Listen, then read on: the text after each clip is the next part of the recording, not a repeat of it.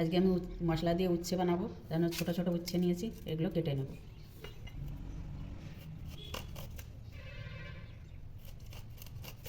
এইভাবে করে কেটে নেব।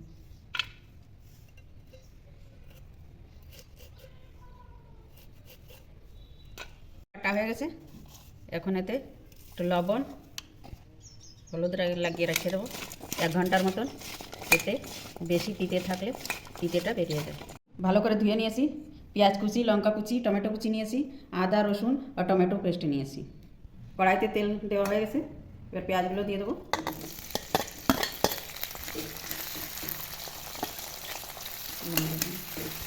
পেঁয়াজটা ভাজা ভাজা হয়ে গেছে, এবার উচ্ছেগুলো দিয়ে দেবো। দেবো হলুদ, নেড়ে চেড়ে এবার ভেজে দেবো। উচ্ছেগুলো ভালো করে ভেজে নিয়েছি, এবার মশলা দিয়ে দেবো।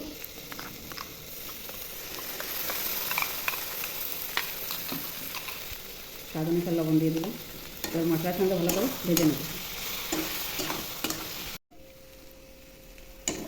উচ্ছেগুলো মশলা দিয়ে ভালো করে ভেজে নিয়েছি, এবার হালকা জল দিয়ে দেবো।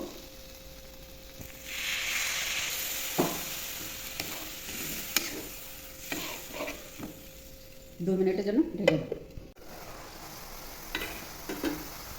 মশলা উচ্ছে হয়ে গেছে, এবার নামিয়ে নেব। মশলা দিয়ে উচ্ছে রান্না হয়ে গেছে। আমার ভিডিওটা যদি ভালো লেগে থাকে লাইক করবেন, শেয়ার করবেন, সাবস্ক্রাইব করবেন। নমস্কার।